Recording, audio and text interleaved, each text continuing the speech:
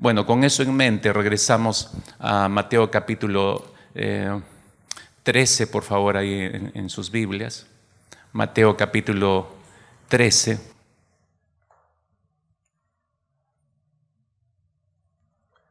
Y esta parábola, muy conocida como la parábola del sembrador, ¿no? Digo, muy conocida, quizás después de la del hijo pródigo. Esta es una de las parábolas más conocidas de nuestro Señor Jesucristo. Y a través de esta parábola el Señor va a establecer una serie de enseñanzas y principios en la vida de los creyentes, pero nos va a coayudar en esta mañana a entrar en este 11º tema de nuestra serie Cree y Ama, su palabra es confiable. Porque recuerda que estamos viendo en cada una de estas semanas con qué la misma Escritura compara la palabra de Dios. Y en esta oportunidad, este 11º tema, le hemos titulado La palabra de Dios es como semilla que genera vida, ¿no? La palabra de Dios es como semilla que genera vida. Justamente extraemos esta porción de Mateo capítulo 13 en la experiencia de este sembrador de esta parábola que el Señor Jesucristo comentó para sus discípulos y para mucha gente, pero luego a los discípulos mismos les explica el significado de la parábola. Pero antes de introducirnos a esta parábola, usted recordará en Génesis capítulo 18, Dios le promete un hijo a Abraham. Y al prometerle este hijo, a partir del versículo 9 de Génesis 18, a partir del versículo 9, podemos apreciar, o en este capítulo 18, una teofanía. ¿Qué es una teofanía? Es la manifestación de Dios físicamente hablando. Y se aparece a Abraham 3 varones, como vemos en los primeros versículos del capítulo 18 de Génesis, y lo visitan a Abraham, ¿no? Y todos están totalmente de acuerdo, los estudiosos de la Escritura, que es la Trinidad encarnada, teofanía, por eso se llama, visitando a Abraham. ¿Qué tan importante era esta visita? Uno lo entiende ya en la trama de toda la historia bíblica, porque Isaac iba a ser, como decimos, como una piedra angular en toda la genealogía a través de la cual vendría el Salvador del mundo. Entonces, por eso es importante esta visita de Dios mismo a Abraham. Y Dios le promete un hijo a Abraham. Y Sara, que está escuchando tras la tienda, se ríe, ¿no? Dice verso 9, le dijeron: ¿dónde está Sara, tu mujer? Y le respondió: aquí en la tienda, ¿no? Entonces dijo: de cierto volveré a ti, y según el tiempo de la vida, he aquí que Sara, tu mujer, tendrá un hijo. Y Sara escuchaba a la puerta de la tienda que estaba detrás de él. Y Abraham y Sara eran viejos, de edad avanzada, y a Sara le había cesado ya la costumbre de las mujeres. Eso significa que ya no menstruaba, entonces no ovulaba. Era imposible una gestación. Verso 12, se rió pues Sara entre sí diciendo: después que he envejecido, ¿tendré deleite siendo también mi señor ya viejo? O sea, no se necesita demasiado pensar, simple lógica, ¿no es cierto? Dos viejos allí recibiendo esta promesa, ¿no? Entonces, pero si usted avanza a Génesis capítulo 21, versículo 2, dice literalmente: y Sara concibió y dio a luz un hijo a Abraham en su vejez, en el tiempo señalado que Dios le había dicho. Y versículo 6 hacia adelante dice: y dijo Sara: Dios me ha hecho reír, cualquiera que lo oiga se reirá conmigo. Y eso es cierto, cada vez que leemos esta historia a mí me da risa, ¿no? Y añadió: ¿quién le hubiera dicho a Abraham que Sara amamantaría hijos? Pues bien, le ha dado a luz un hijo en su vejez. Y le pusieron por nombre, ¿qué le llamaron a ese hijo? Isaac. ¿Usted sabía que Isaac significa risa? Literalmente significa risa. Risa, ven a comer. Suena raro, ¿no? Risa, no, ese es tu papá. Pero cada vez que mencionaba el nombre de Isaac, recordaba cómo milagrosamente, evidentemente, Dios le había dado un hijo. Sara se rió, y le entendemos, mis hermanos, porque cuando escucha esta promesa, Sara tenía un poco más de 80 años. ¿Hay alguien aquí, alguna hermana de 80 años? No, ¿cómo va a preguntar eso, pastor? Le da, no pregunte, eso es un pecado, ¿no es cierto? 80 años, ¿no? Entonces, ¿quién no se va a reír, hermanos? Todo el que escucha la historia se va a sonreír. Sara tenía sobradas razones para pensar que aquello que Dios le estaba diciendo a través de esta visita a su esposo, y él estaba tras la tienda y escuchando toda la conversación, sobrepasaba toda lógica humana. De hecho, que cuando escuchó, como tú y yo, de hecho que me imagino yo, lo primero que pensó es: Dios, ¿estás bromeando conmigo? O sea, ¿cómo es posible que digas esto? Y por eso se rió, ¿no? Una risa de nervios, ¿no? Pero 9 meses después estaba dando a luz. 9 meses después escuchó el llanto de un bebé en la tienda de estos dos viejos. Y en ese instante, obviamente, Sara, desde el primer momento que ella se percató que estaba gestando un bebé, se dio cuenta que Dios había terminado su infertilidad por 80 años, que cargaba sobre ella por 80 años o un poco más. Y cuando da a luz a Isaac, ella comprueba no solamente que Dios había cumplido su promesa, sino que por fin hizo de ella tierra fértil. Por fin hizo de ella tierra fértil. El Señor fue fiel para con Sara y Abraham y les concedió este hijo, lo que nadie podría haber hecho, obviamente, por ellos realidad. Dios hizo de Sara tierra fértil, quien por más de 80 años era tierra infértil. Hermanos, ¿qué es lo que nos hace tierra fértil a nosotros? Así como el agua derramada en un desierto puede volver ese desierto en un precioso valle, eso es posible. Un lugar donde absolutamente no hay nada. El hecho de que corra ríos de agua convierte ese estado de desierto de la tierra en un valle no fructífero. Exactamente igual es la palabra del Señor cuando viene sobre nuestras vidas y fructifica, riega nuestras propias vidas, no solamente limpia, sino nos hace fructificar. Y nuestros corazones probablemente, en muchos casos agotados, los puede convertir en tierra fecunda, igual que Sara. Lea atentamente conmigo Génesis capítulo 21, versículo 1. Entonces el Señor visitó a Sara, como había dicho, e hizo el Señor por Sara como le había prometido, como Dios había dicho y como Dios le había prometido. Solamente Dios puede hacer eso, mis hermanos. Dios habla a Abraham y a Sara, y ellos estuvieron atentos a lo que Dios les estaba diciendo, ¿no?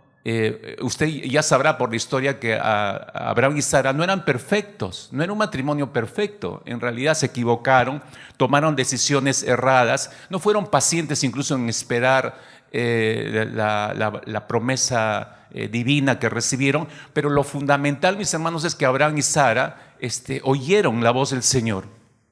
Oyeron, la guardaron, la reservaron en su corazón. Hay personas que son incapaces de hacer eso como mínimo. Estaba leyendo que una persona normal como usted y como yo, digamos, tenemos la capacidad de poder escuchar a otra persona que está hablando, y nuestro cerebro en automático, que es una maravillosa creación de parte del Señor, puede aislar los otros sonidos, porque al mismo tiempo que estamos escuchando, usted me está escuchando y hay varios sonidos alrededor y hay sonidos externos.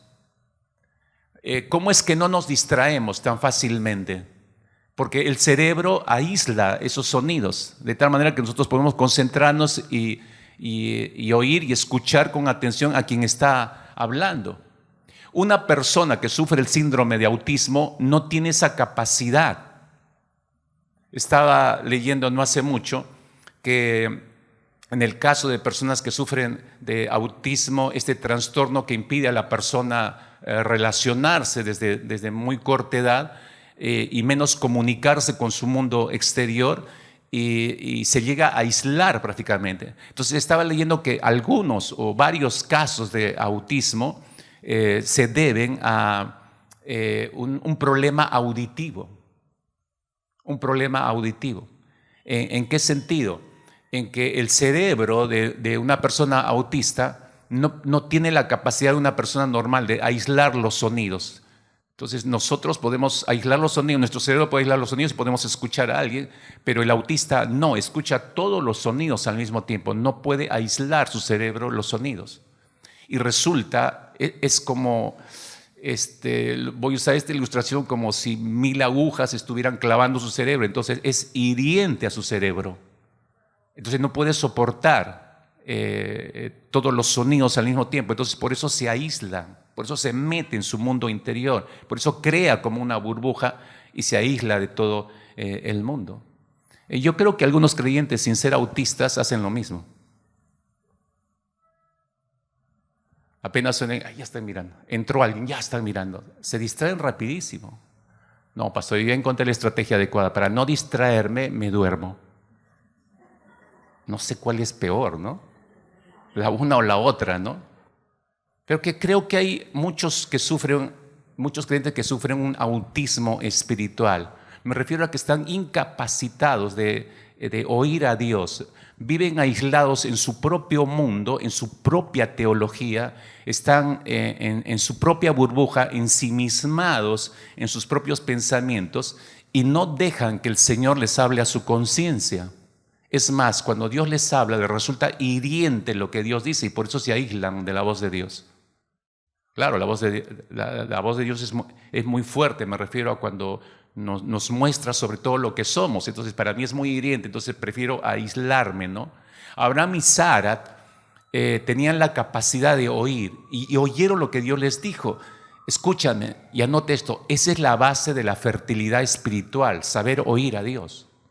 Esa es la base de la fertilidad espiritual. Por eso digo que hay muchos creyentes que sufren autismo espiritual. Han perdido la capacidad o no tienen la capacidad de oír a Dios. Tú recuerdas perfectamente lo que dijo el apóstol Pablo en Romanos capítulo 10, versículo 17. ¿Cómo es que viene la fe? Es por el oír, dice, y el oír la palabra de Dios. No hay otra manera de obtener fe y de crecer y de desarrollar fe, sino oyéndole a Dios, oyendo la voz de Dios, oyendo la palabra del Señor.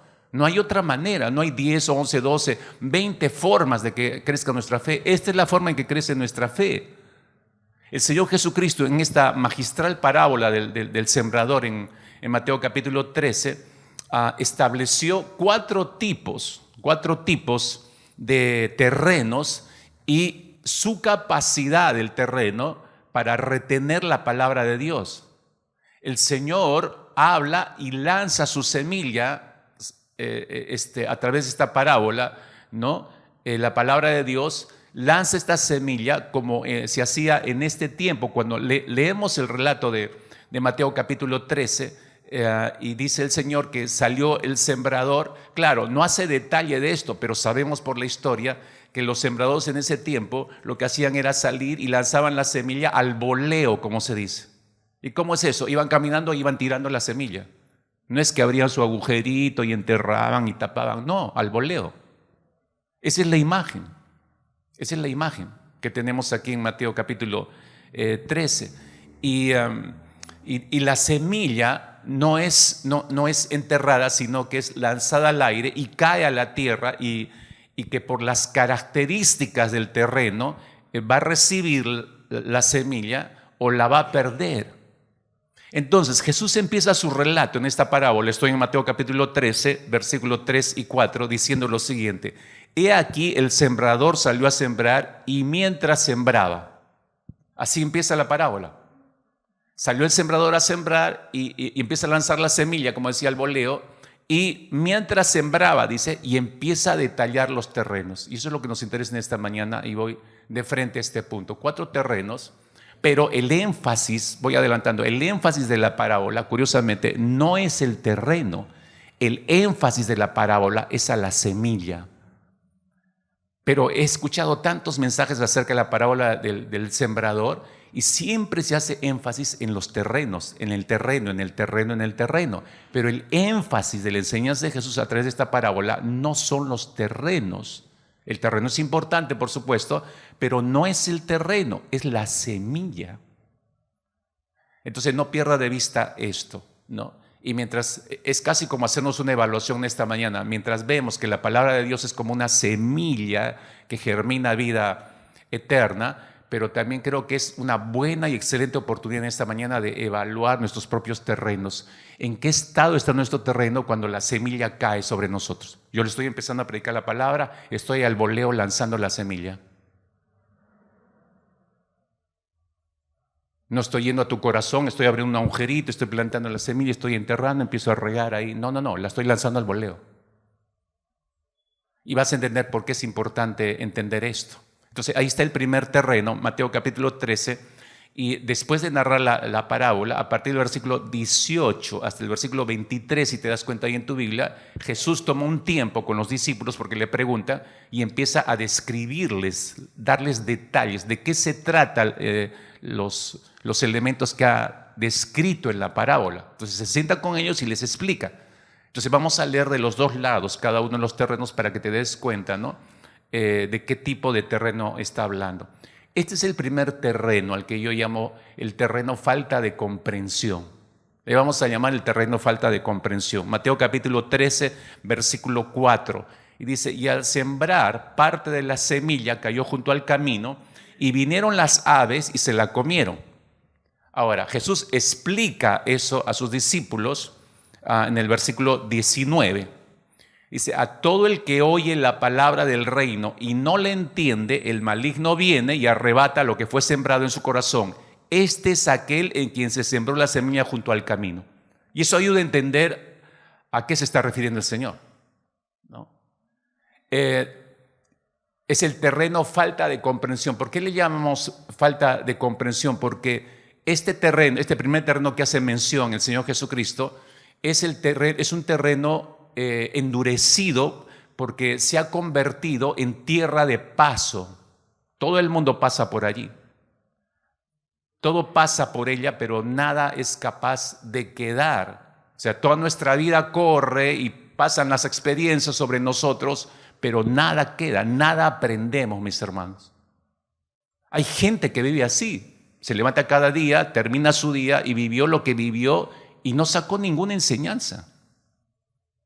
Y como que no le importa, espera el siguiente día y vive como venga el día. Y sí, claro, ora, le da gracias a Dios por los alimentos, ora al levantarse, empieza su día y empieza otra vez, vive su día y no le importa cómo vaya, cómo venga, espera el día siguiente.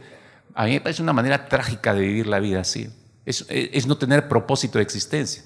Pero este terreno ejemplifica las vidas de personas por las cuales pasa todo, pero no queda nada. Nunca, ¿por qué? Porque nunca se han dispuesto para fructificar.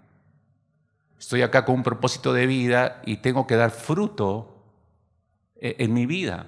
El principal fruto es glorificar al Señor.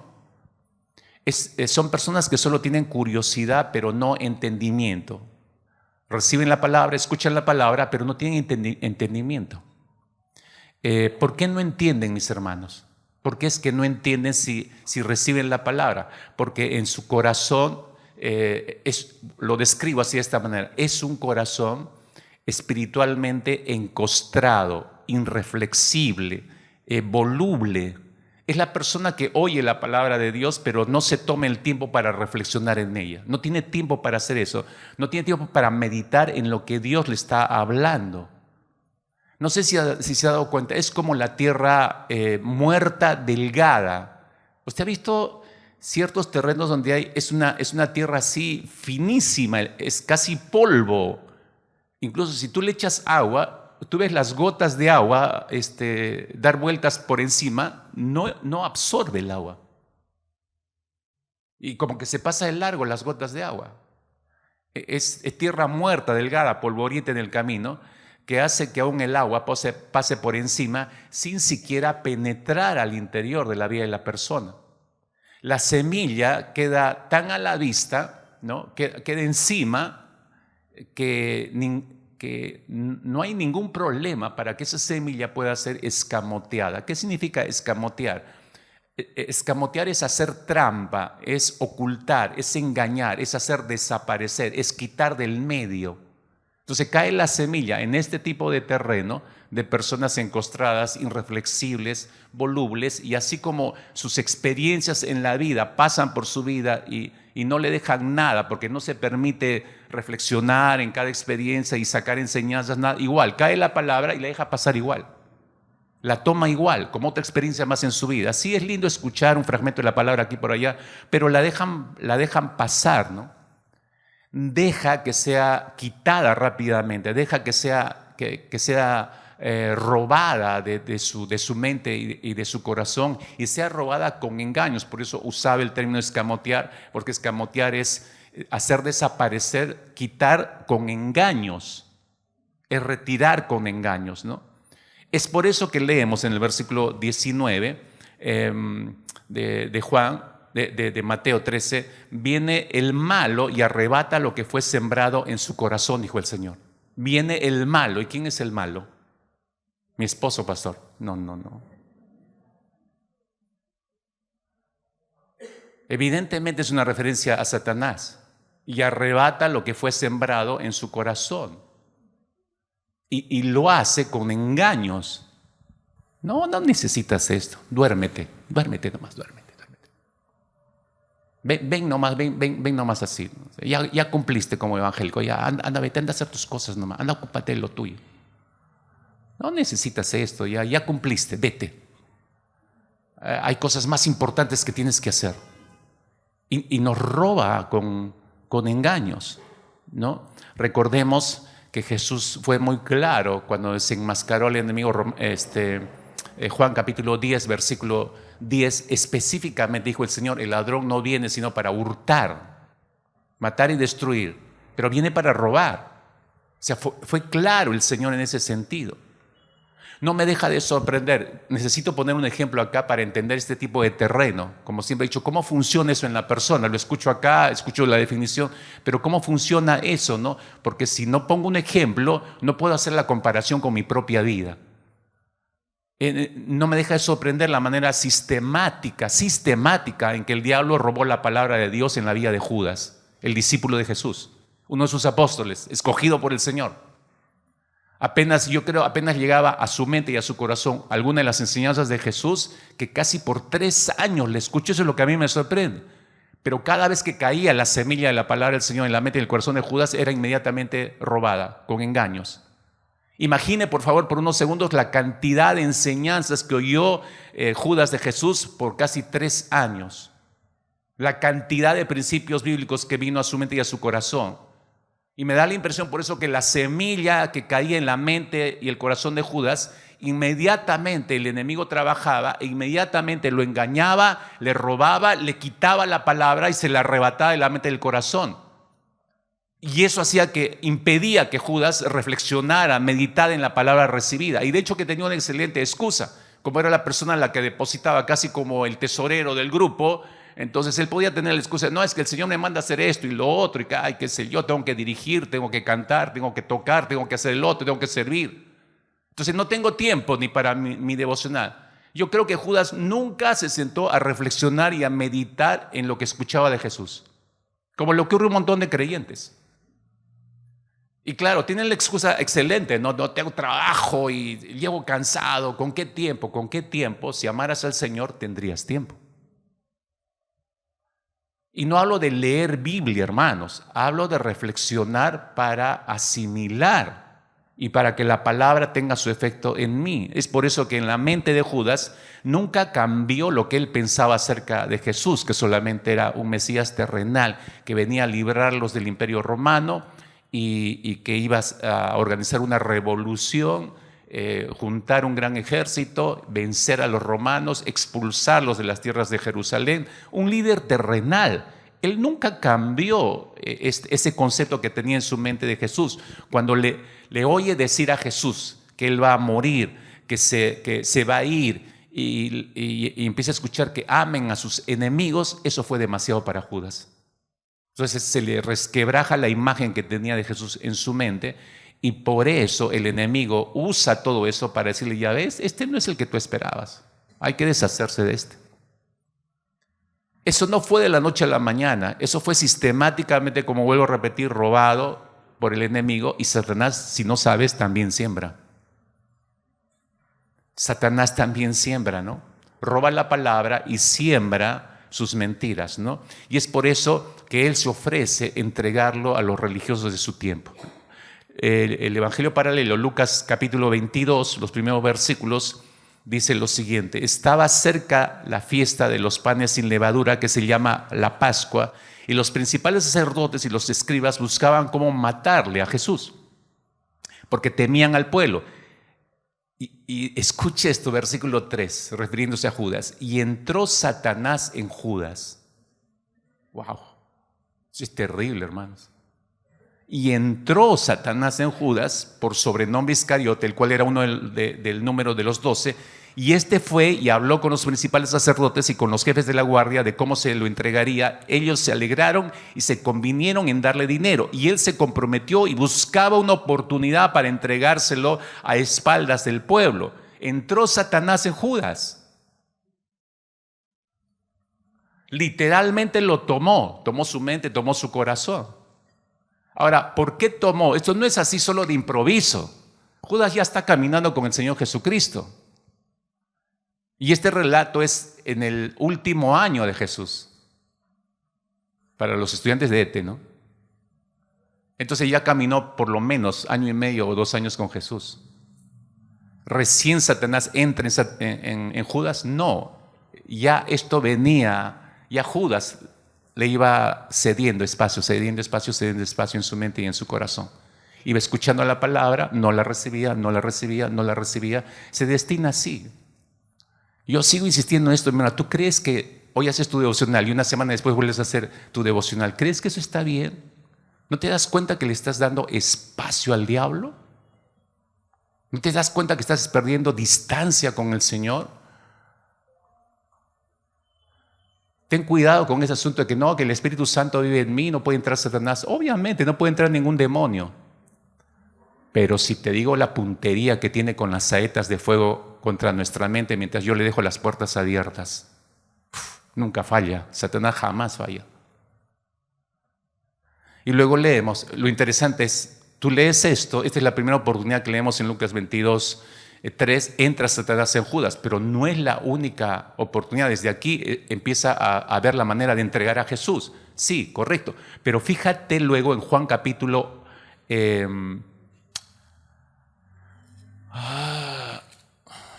13. Déjame ver si estoy correcto con la cita.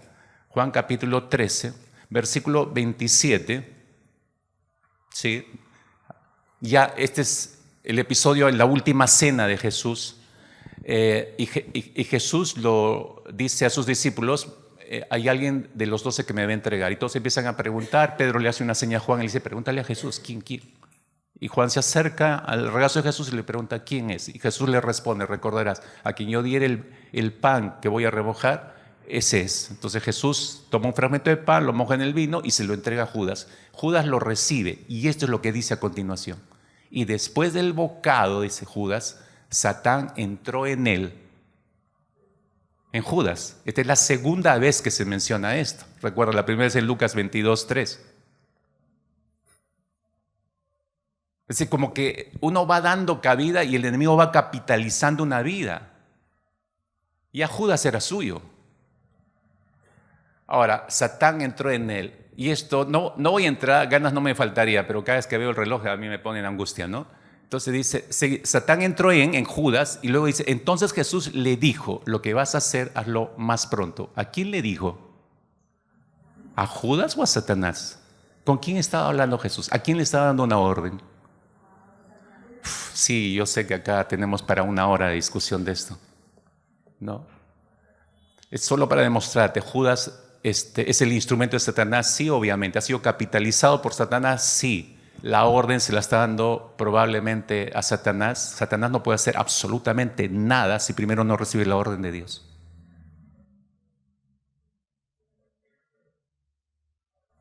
Lo decimos por la secuencia que viene desde Lucas 22, ¿no? Ya Satanás había tomado a Judas. Llega a la mesa y esto es más evidente todavía. ¿Por qué enfatiza la Escritura en este asunto, no? ¿Por qué lo escogió Jesús y sabía que lo iba a engañar? Porque así estaba profetizado. Jesús no iba a alterar absolutamente nada de la profecía. Sabía que era el engañador, sabía que Satanás lo iba a tomar, sabía que iba a ser el que lo iba a entregar. Jesús lo sabía todo en realidad. Pero él no iba a detener nada solo por su gusto o evitarse ciertos dolores. No, él vino a cumplir todo lo que la profecía decía acerca de él. En esa mesa, mis hermanos, Judas oyó las últimas enseñanzas de Jesús. En esa mesa, Judas escuchó acerca de lo que Cristo había venido a hacer, el significado de la Santa Cena, cuando les lavó los pies y les explicó acerca del servicio. Fue la última vez que escuchó Judas esas últimas enseñanzas. Pudo haber redarguido su corazón si él hubiera dejado que esa semilla hubiera sido tomada sobre su mente y corazón, pero ni siquiera esas últimas enseñanzas las tomó sobre su mente y su corazón. ¿Quién sabe que esta mañana sea la última vez que el Señor a través de mi vida está boleando su palabra sobre tu mente y corazón y tú ni siquiera le das bola y vas a salir de acá? ¿Y tú sabes lo que va a ocurrir después en los siguientes días, semanas o meses? ¿Sabes lo que ocurrirá con tu vida? No sabes. Ni tú ni yo, nadie puede asegurar que este es el último domingo que vamos a escuchar la palabra del Señor. Tú no puedes asegurar eso. De ahí la urgencia a recibir. Ávidamente hay que recibir la palabra del Señor. Si tu vida está seca, árida, o por años no le has hecho caso a la palabra del Señor, como terreno, decía, muerto, sobre que pasan las aguas y ni siquiera es absorbida, bueno, ahora es tiempo de que te detengas a pensar seriamente, ¿no? Mi vida se parece a este primer terreno que menciona el Señor Jesucristo acá en Mateo 13. Segundo tipo de terreno, Mateo capítulo 13, versículo 5. Mateo 13, 5 dice: otra parte cayó en pedregales donde no tenía mucha tierra y enseguida brotó porque no tenía profundidad de tierra. Y Jesús explica acerca de este terreno, ¿no? En el versículo 20 y 21 ahora. Dice: y aquel en quien se sembró la semilla en pedregales, este es el que oye la palabra y enseguida la recibe con gozo, pero no tiene raíz profunda en sí mismo, sino que solo es temporal. Y cuando por causa de la palabra viene la aflicción o la persecución, enseguida tropieza y cae. Es un terreno, mis hermanos. Este terreno representa a las personas que son como un terreno que aparenta fertilidad. Porque te das cuenta, cae la semilla y parece que brota rápidamente. Aparenta fertilidad, pero solo hay una pequeña capa de tierra útil en la superficie y aparentemente está lista para poder recibir una semilla y que pueda germinar y pueda dar fruto. Pero no es así. Debajo de esa capa de tierra está llena de escombros y piedras. Solo hay escombros y piedras que generan un pequeño efecto de invernadero. No sé si has escuchado eso. Entonces genera un pequeño efecto de invernadero y al calentarse las piedras obviamente fomentan un desarrollo más rápido de lo acostumbrado en cualquier semilla que caiga. Pero esas mismas piedras que producen el efecto invernadero y el calor hace que rápidamente germine la semilla, esas mismas piedras van a impedir el crecimiento de la semilla. Entonces por eso se echa a perder. Este terreno nos muestra, mis hermanos, a las personas que son superficiales y son emotivas, muy emotivas, superficiales y emotivas. Entonces viven de las emociones, reciben la palabra, le parece lindo, se conmueven. Son superficiales, emotivas superficiales, pero no echan raíces. Cuidado con eso, mis hermanos, porque podemos estar sirviendo al Señor y ser superficiales y emotivos, ¿no? El hacer cosas para Dios no significa madurez. Los problemas de estas personas superficiales y emotivas, sus problemas interiores, los lleva obviamente a buscar al Señor. Necesitan de Dios y entienden eso. Reciben por eso con agrado la palabra, la reciben con alegría, ven las soluciones de Dios que hay en la Escritura y las reciben sí con gozo. Sin embargo, ahí está la diferencia, no están dispuestos o dispuestas a soltar ese problema o esos problemas en las manos de Dios. Dios les dice, echa toda tu ansiedad sobre mí, pero no lo hacen. No están dispuestos a erradicar todos esos problemas no resueltos que se amontonan en la superficie de sus vidas. Saben que necesitan la intervención de Dios. Saben que deben erradicar todos esos problemas, esas circunstancias que les impiden crecer, pero no entregan esto al Señor. No sé cuántos aquí han escuchado acerca del síndrome del acumulador compulsivo. Es un trastorno mental, el síndrome del acumulador compulsivo, porque genera en una persona que lo sufre gran dificultad para deshacerse de objetos que para otras personas no tienen ningún valor.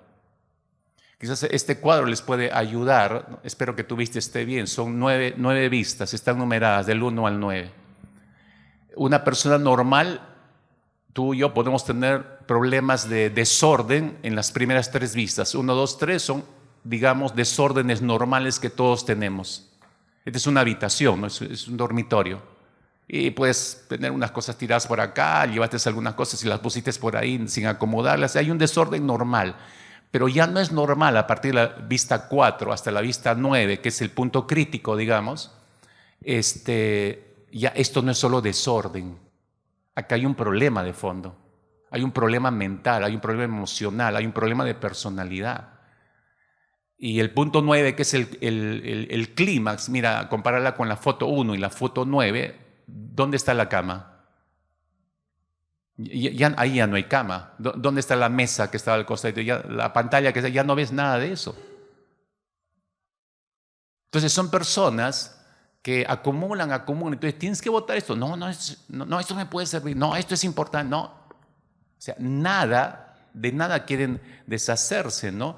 El cerebro de un acumulador compulsivo le cuesta tomar decisiones para poner en orden sus desórdenes ocasionados por los objetos acumulados. Le es difícil, en el cerebro del acumulador compulsivo, le es difícil tomar la decisión y tener la capacidad de discriminar entre lo que realmente es útil y lo que no es útil. Ha habido como un cortocircuito en su cerebro.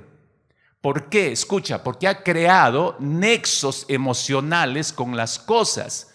Y las cosas para la mente de alguien que sufre este síndrome, las cosas se han vuelto tan importantes que ha desarrollado relación emocional con las cosas al punto de ver las cosas como si fuera su hermano, su hermana, su mamá, su tío, su tía, un familiar. Entonces, deshacerse de algo es como deshacerse de un familiar. Entonces, nadie va a hacer eso. Bota esto. No, es como si fuera tu hermano. No, ¿cómo voy a botar a mi hermano a la basura? ¿Me entienden? El síndrome del que acumula las cosas de manera compulsiva, ¿no? Tienen un problema, lo puede ver eso, la persona puede ver su acumulación, figura 8 o 9, mira, sí, entiende porque lo ve, sabe que necesita ayuda, pero no la recibe, por más que le ofrezcan la ayuda. ¿Por qué? Vuelvo a repetir, porque ha desarrollado emocionalmente hablando, nexos emocionales con las cosas. Por eso no puede deshacerse, no quiere deshacerse de las cosas. Y las cosas se vuelven su mundo. Por eso se aíslan. Las personas que sufren este síndrome viven metidos en su casa nada más, con toda la acumulación de cosas. Ahora, escuche esto, por favor. La profundidad del problema, como decía, puede ser mostrada y la persona lo ve y lo entiende, pero no se deshace de nada, absolutamente. Este terreno, este segundo terreno que hace referencia el Señor Jesucristo, cuando refleja a las personas que cuando son confrontadas con la palabra de Dios, tienen tantas cosas en su vida acumuladas que no quieren dejar ir nada. No quieren soltar absolutamente nada.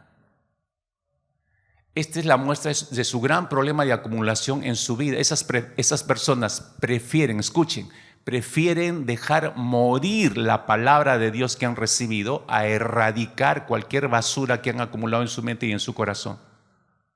¿Por qué? Porque han llegado, igual que los acumuladores compulsivos, han llegado a amar más sus hábitos pecaminosos, han llegado a amar más sus hábitos de acumulación. No los ven como nocivos, no los ven como peligrosos, pero son peligrosos y son nocivos para su salud espiritual.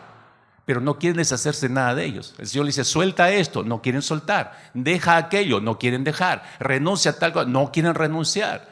Son acumuladores compulsivos, espiritualmente hablando.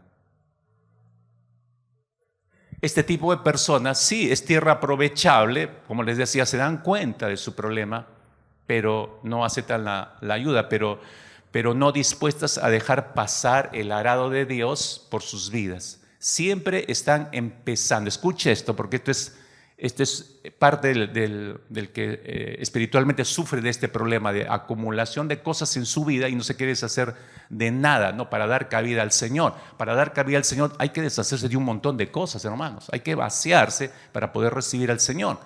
Pero no quiero vaciarme de nada, no quiero deshacerme de nada. Amo más mis crisis, amo más mis problemas. Eso de que tanto nos causa risa en nuestra cultura, han escuchado, ¿no? Más te pego, más te quiero. Hay gente que se ha acostumbrado a eso, que tienes que deshacerte de eso. No, dice. Es como si lo necesitara. Es el síndrome del acumulador compulsivo, ¿no? Esto es basura, otra. No, es como si fuera su hermano. Dios te dice, deshazte de este mal hábito que tienes. No, es como si fuera mi hermano. Entonces cuando cae la palabra, entonces aparentemente sabe, necesito a Dios, pero no lo retienen. Todas esas cosas ahogan la palabra del Señor. No es tierra aprovechable, pero no dispuesta a dejarse pasar el arado del Señor. Entonces esas personas siempre están empezando, pero nunca producen fruto. Escucha, siempre están empezando, pero nunca producen fruto. Se dan cuenta de todo y por eso has escuchado, o de repente está pasando contigo, ¿no? Este año, ahora sí, voy a hacer las cosas correctamente. ¿Qué hago? Ya voy a empezar en vida abundante y regresan al curso de vida abundante. Pero si ya lo has llevado 20 veces. No, pero voy a empezar ahora bien. Voy a empezar otra vez bien a hacer esto. Y se ponen en esa situación. Siempre están empezando, pero nunca ven fruto en su vida.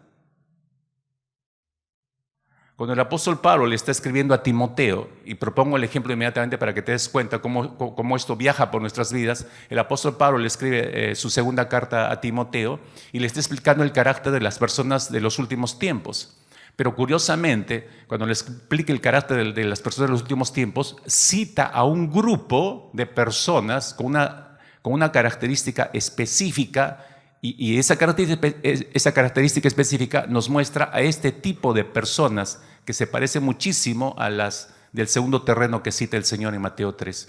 Leo, 2 Timoteo capítulo 3, versículo 1 al 7. También debes saber esto, que en los postreros días vendrán tiempos peligrosos, porque habrá hombres amadores de sí mismos, ávaros, vanagloriosos, soberbios, blasfemos, desobedientes a los padres, ingratos, impíos, sin afecto natural, implacables, calumniadores, intemperantes, crueles, aborrecedores de lo bueno, traidores, impetuosos, infatuados, amadores de los deleites más que de Dios, que tendrán apariencia de piedad, pero negarán la eficacia de ella. A estos, le dice Pablo a Timoteo, a estos tienes que evitar. Ahora capta lo que dice el verso 6, lo que te decía, porque de este tipo de personas, son los que se meten en las casas y llevan cautivas a las mujercillas cargadas de pecados, arrastradas por diversas concupiscencias. Versículo 7. Las mujeres estas que hace referencia, están siempre aprendiendo y nunca pueden llegar al conocimiento de la verdad. La pregunta es ¿por qué? Todos los domingos vienes a escuchar la palabra del Señor. ¿Por qué no puedes llegar al conocimiento de la verdad? Todos los jueves vienes a oración. Cada curso que se dicta, algunos entran. Ya, agrégale eso más. Todos los días abres tu Biblia. ¿Por qué no llegas al conocimiento de la verdad? Nunca. Porque siempre estás aprendiendo, tomando notas, pero nunca tu vida cambia. Eso es no asimilar la verdad.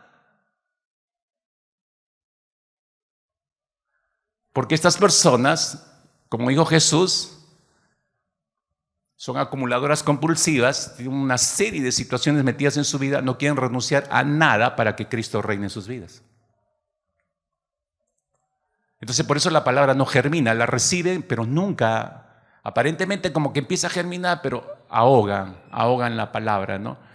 Hay que decidir desechar todos los pecados acumulados. Escuche, hay que decidir deshacernos de todas nuestras tradiciones, hábitos, costumbres acumuladas a lo largo de nuestra vida para dejar que la semilla del Señor germine en nuestros corazones y en nuestras mentes. Espero que no seas ese tipo de terreno que lleva años Dios. O sea, todos los domingos recibes la semilla de la palabra. ¿Qué tipo de terreno? Cae la semilla, tú eres el terreno, cae. ¿Qué tipo de terreno eres? ¿Acumulador compulsivo? Nunca va a germinar la palabra. Tercer tipo de terreno, Mateo capítulo 13, versículo 7. Esta es la que llamamos el terreno falta de equilibrio. El terreno falta de equilibrio. Dice, otra parte cayó entre espinos y los espinos crecieron y la ahogaron. Cae entre espinos y los espinos la ahogan, la semilla. Y Jesús explica en el versículo 22 qué tipo de personas son estas. Y aquel en quien se sembró la semilla entre espinos, este es el que oye la palabra, mas las preocupaciones del mundo y el engaño de las riquezas ahogan la palabra y se quedan sin fruto. Y es clarísimo el Señor al describir ese terreno. Es un terreno lleno, voy a decir esto, es un terreno lleno de otras semillas. Y un suelo sucio o lleno de otras semillas es una amenaza para el crecimiento de cualquier planta deseable. ¿A qué semillas nos referimos acá? ¿Cuáles son esas otras semillas? Esas otras semillas pueden ser filosofías personales, formas de pensar, hábitos, tradiciones, intereses, perspectivas de vida, prioridades de vida. Y cada quien puede tener todo esto.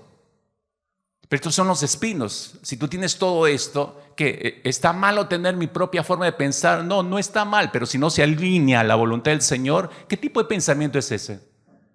Tú puedes tener hábitos y tradiciones como evangélico, pero ¿hasta qué punto esos hábitos y tradiciones están pegadas a la palabra del Señor? Si no lo están, ¿para qué las retienes?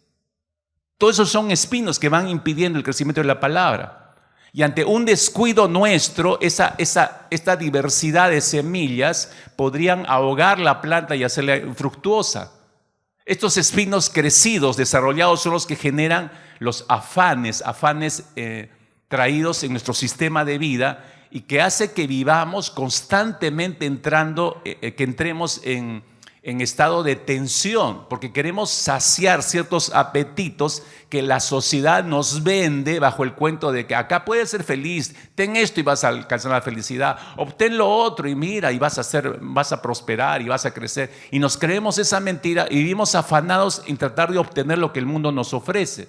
Nos perturban produciendo permanentes aprensiones por querer ser y por querer tener lo que el mundo ofrece y lo que el Señor dice, pero por ahí no es el camino, por ahí no es la vida fructífera que yo tengo para ti, pero anhelamos lo que el mundo dice que debo ser, anhelamos lo que el mundo dice que debo tener, todos lo tienen, todos son así, entonces yo quiero ser como el resto del mundo. Nos van ahogando, son personas que tienen tanto por hacer, escucha, este tercer tipo de terreno, son personas que tienen tanto por hacer y tanto en qué pensar que no tienen tiempo para dedicarle al Señor. No tienen tiempo para la palabra del Señor. Porque por otro lado han perdido la total capacidad de reflexión y dentro de sus corazones hay una permanente neblina de pensamientos que son incapaces de decodificar, de entender. Ni siquiera pueden entender su propio mundo interior. Son personas desequilibradas, no han establecido un equilibrio entre lo prioritario y lo importante. Si tú no sabes diferenciar entre lo prioritario y lo importante, tu vida cristiana se puede venir así a pique rápido. Tienen tantas cosas en su mente este tipo de personas y en su corazón, y entre toda esa maraña espinosa de preocupaciones y necesidades materiales diarias, también tienen la palabra. O sea, en todo este enmarañado de cosas que tienen en su vida, también, bueno, la reciben la palabra. La palabra es algo más, ¿no? La incorporan, ¿no? También tienen la palabra, pero es imposible que la aprovechen. Porque es algo más en su vida, no es lo más importante en su vida, ni lo prioritario en su vida. Es algo más en su vida que han agregado. Nunca usted va a ver terrenos sembrados de varias cosas. Ningún agricultor hace eso. Usted pasa por campos de cultivo y usted va a ver todo sembrado de apios, todito, varias hectáreas, apio, maíz o papa, habas, pero usted ve uniforme el campo. No ve un surco de papas, otro de maíz, otro de tomates, otro de pepinos. No, está loco ese agricultor. Hay uniformidad, ¿no? Hay uniformidad en un campo. La semilla es clave para que se aproveche, tiene que haber uniformidad en el sembrado. Y eso mismo sucede con el alma humana. Ejemplo de este tipo de terrenos en la vida de una persona. Lucas capítulo 10, usted conoce perfectamente la historia. Lucas capítulo 10, versículo 38 adelante, dice Jesús que llega, aconteció que yendo de camino entró Jesús en una aldea y una mujer llamada Marta le recibió en su casa. Esta tenía una hermana que se llamaba María, la cual sentándose a los pies de Jesús oía su palabra. Pero Marta se preocupaba con muchos quehaceres. Marta era este tipo de tercer terreno. Le faltaba equilibrio. Muchos quehaceres, y acercándose dijo al Señor: ¿no te das cuenta que mi hermana me deja servir sola? Dile pues que me ayude. Respondiendo Jesús le dice: Marta, Marta, afanada y turbada estás con muchas cosas, pero solo una cosa es necesaria, y María ha escogido la buena parte, la cual no le será quitada. Tu hermana está más equilibrada, tú eres la desequilibrada. Yo no sé cuántos desequilibrados hay acá. Decía hace un instante, si tú no sabes diferenciar entre lo importante y lo prioritario, ya perdiste todo el equilibrio. Todo te puede parecer importante y tú puedes decir: pero pastor, todo es importante, mis hijos son importantes, mi marido es importante, mi casa es importante, mi profesión, mi empresa es importante. Sí, yo te digo sí, correcto. Todo es importante, pero no todo es prioritario. ¿Qué tiene que, prioritariamente, qué tiene que estar por encima de todo eso? Tu relación con Dios, porque eso determina todo lo demás. Pero si tú vas a poner a tu empresa en primer lugar, entonces ya perdiste, se te desequilibró todo. Ese tercer tipo de terreno es de cuidado porque aparentemente puede ser fértil, pero no. Un efecto invernadero nada más. Por un momento, pero todo está siendo ahogado en el interior, ¿no? Por último, el Señor menciona el terreno receptivo, obviamente. El cuarto tipo de terreno, Mateo 13, versículo 8. Y otra parte cayó en tierra buena y dio fruto, algunas semillas a 100 por uno y otras a 70 y otras a 30. ¿De qué personas está hablando Jesús? Les explica a los discípulos en el versículo 23. Pero aquel en quien se sembró la semilla en tierra buena, este es el que oye la palabra y la entiende. Este sí da fruto y produce uno a 100, otro a 70 y otro a 30. ¿Cuál es la característica fundamental de este tipo de terreno, este cuarto tipo de terreno que hace mención el Señor Jesucristo? Es simple, mis hermanos, simplemente es una tierra preparada para recibir la semilla. Este terreno está listo a recibir la semilla. ¿Te has dado cuenta en los términos acá? Oye y entiende, son palabras claves acá en el texto. Oír y entender son dos palabras claves en el texto. Claro, yo sé que algunos están diciendo, pero todos oímos la palabra del Señor. Sí, pero si separamos las palabras oír, entender y fruto en este versículo, nos vamos a aproximar a lo profundo del significado. Déjame explicarte rápidamente. La palabra oír acá tiene que ver con disposición para estar atento a lo que Dios dice. La que sigue.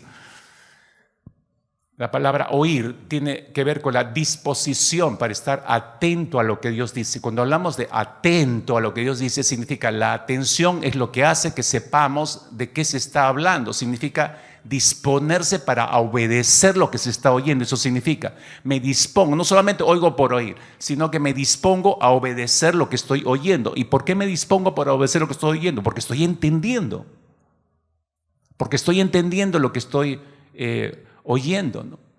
Es una disposición, ¿no? La atención, mis hermanos, es una disposición, ¿no? para poder entender lo que estoy escuchando y disponerme para poder obedecer lo que estoy escuchando. La siguiente palabra clave aquí es entender, y entender es haber comprendido, Este es el equivalente a escuchar. Usted ha escuchado la diferencia entre oír y escuchar. No es lo mismo. Oír es percibir los sonidos, escuchar es entender. Ya, ok, aquí en este texto, entender es el sinónimo de escuchar. No, es haber comprendido, haber captado, haber discernido lo que se ha oído, y por eso lo puedo vincular, por eso lo puedo relacionar con mi vida personal, con mi vida actual y con mis circunstancias. Escucho la palabra del Señor y la puedo relacionar con mi vida. Entiendo lo que Dios está diciendo y la puedo relacionar con mi vida ahora, 2024, mes de septiembre. La puedo relacionar. Dios me está hablando en esos precisos instantes. Por ejemplo, puedo oír con atención. Pongo un ejemplo para que usted pueda entender esto un poco mejor. Yo puedo oír con atención, hablar, empieza alguien a explicar acerca de la aspirina y me empieza a explicar que es un remedio útil. Yo empiezo a captar lo que contiene la aspirina, sus virtudes, todo, entiendo la explicación. Luego, mientras me va ampliando la explicación, yo voy entendiendo, mientras voy oyendo, voy escuchando, voy entendiendo que su principal función de una aspirina es calmar el dolor en el organismo humano. Entonces, la precisión de ese aprendizaje, porque estoy oyendo y estoy entendiendo, la precisión para el uso de los beneficios de ese medicamento, lo voy a aplicar en la praxis en un momento dado que me duele la cabeza. Entonces voy a recordar toda la enseñanza y voy a aplicarla. Voy a aplicar esas verdades, esas virtudes, las voy a aplicar a mi vida. Eso es lo que está tratando de comunicar aquí. No solamente es escuchar, me dispongo a obedecer, estoy recibiendo la información, pero comprendo, discierno lo que estoy oyendo y por eso lo puedo vincular con mi vida. Va a llegar un momento en que esta verdad de Dios me va a ser útil porque voy a pasar por esa circunstancia. ¿Cómo voy a enfrentar esa situación? La palabra de Dios me ha mostrado cómo puedo hacerlo. Y por último, ahí entra el término dar fruto, ¿no? O fructificación, que no es otra cosa, tiene que ver con la asimilación y la permanencia en la palabra de Dios, y eso produce resultados tangibles, es decir, resultados visibles, se puede notar. Uno puede notar que he escuchado, he oído, he entendido bien la palabra del Señor y la estoy aplicando a mi vida. Resultados tangibles, se pueden ver por los frutos. Hacer de nuestro corazón, mis hermanos, tierra fértil es un proceso arduo que demanda preparar el terreno. ¿Qué cree que Dios hace con nosotros cada domingo? Va preparando el terreno. Mientras yo voy recepcionando la semilla, ¿no? Pero, haciendo un resumen de estos 4 terrenos, pero mientras sigamos nosotros siendo volubles, inestables, vacilantes, la palabra de la semilla del Señor no va a germinar. Mientras querramos que la palabra de Dios solamente se quede en la superficie, entonces va a ser robada inmediatamente, va a ser quitada y seguiremos nosotros viviendo de chispazos de bendición, pero nunca de victorias permanentes. Mientras usted y yo sigamos manteniendo que nuestra vida retengamos conductas antagónicas a la palabra del Señor, la palabra del Señor jamás va a emitir un fruto, y un fruto estable a 100%. Entonces la pregunta es: ¿qué clase de terreno somos cada vez que la semilla del Señor cae sobre nuestra mente y corazón? Cada domingo, cada día cuando usted hable su Biblia, cada vez que participa en un estudio bíblico. Mira cómo termina el Señor Jesucristo esta parábola. Mateo 13, versículo 9. Dice: el que tiene oídos, que oiga. O el que tiene oídos para oír, que oiga. ¿Qué significa eso? A ver, ¿quién es el sabio y el entendido que ha oído, es decir, ha oído y ha entendido la palabra? Y ha descubierto qué tipo de terreno es. Quizás usted pensó que era, la quinta maravilla como cristiano. Y el Espíritu le está diciendo en esta mañana: no. Tú eres el terreno número 1, tú eres el terreno número 2, tú eres el terreno número 3. Entonces ya hay que hallar una solución a eso, porque si no la semilla de la palabra se está perdiendo. ¿Te has dado cuenta? Uno podría pensar: qué desprolijo que es este sembrador, porque sale y tira al voleo, como decía. Oye, ¿cómo vas a desperdiciar así la semilla? parecería que es un importante desperdicio, pero no lo es, mis hermanos. Creo que Jesús adrede está enseñando un gran principio que debemos nosotros tomar en cuenta, ¿no? El interés del sembrador, en este caso, en la parábola, el sembrador es Jesucristo. Y luego nosotros por extensión también. Entonces, el interés de este sembrador que es Jesucristo no es que la semilla caiga solamente en terrenos buenos. No, el sembrador que es nuestro Señor Jesucristo es totalmente consciente de lograr que la semilla del reino de Dios llegue a todos los campos. Por eso el énfasis no es en los terrenos, el énfasis es en la semilla. De hecho, que el ministerio de Jesús mostró eso cuando estuvo aquí en la tierra. Por eso entraba a comer con publicanos, se relacionaba con prostitutas, tocaba a leprosos que eran intocables, todo el mundo les corría, abrazaba por dioseros, sanaba a los ciegos, entraba a la casa de un soldado romano, se relacionó con todos. ¿Qué está haciendo Jesús? Está echando la semilla por donde va. No está escogiendo un terreno donde echarla. Y es exactamente lo que tiene que hacer el creyente hoy. Dejemos de estar siendo selectivos, mis hermanos, para echar la semilla del reino de Dios. Nosotros seleccionamos a la gente. Esta me cae bien, le voy a predicar para que se convierta al Señor. No. Probablemente en quien tenemos que pensar primero es en los desposeídos, en los que no damos un céntimo y que los vemos y dicen, este jamás se va a convertir. Pues a ese es el primero al que le debes compartir. Ahí se debe arrojar la semilla primeramente. Porque de ti no depende el crecimiento. ¿Quién da el crecimiento? Dios. ¿Cuál es nuestra misión? Solo echar la semilla y nada más. Aparte te das cuenta, Jesús menciona claramente en la parábola las dificultades que debe soportar la semilla antes de germinar. Ese tipo de terrenos, no caer en pedregales, en espinos, en múltiples obstáculos. Pero la semilla, vuelvo a insistir, ¿quién le da el crecimiento? El Señor. Y cuando da el crecimiento, da 100 por 1, por obra del Señor. Insisto, nuestra misión es solamente arrojar la semilla, por donde quiera que vayamos, sin seleccionar terrenos. Debemos, por donde quiera que el Señor nos lleve, debemos compartir la palabra del Señor. ¿Qué si he compartido una persona y no ha recibido? No importa, síguele compartiendo. Síguele compartiendo, ¿no? A donde sepas tú que sin darte cuenta tú, la semilla que ha caído en algún momento va a germinar. Y es una semilla tan poderosa, porque eso dice el apóstol Pablo, ¿no? Que es poder de Dios para todo aquel que cree. Tú no sabes lo que hace la semilla cuando cae en el corazón de una persona. Tiene tal poder que puede producir algo que ni siquiera tú te puedes dar cuenta. En el tiempo uno se va descubriendo esta persona. Yo le compartí la palabra una vez a esta persona y ahora, wow.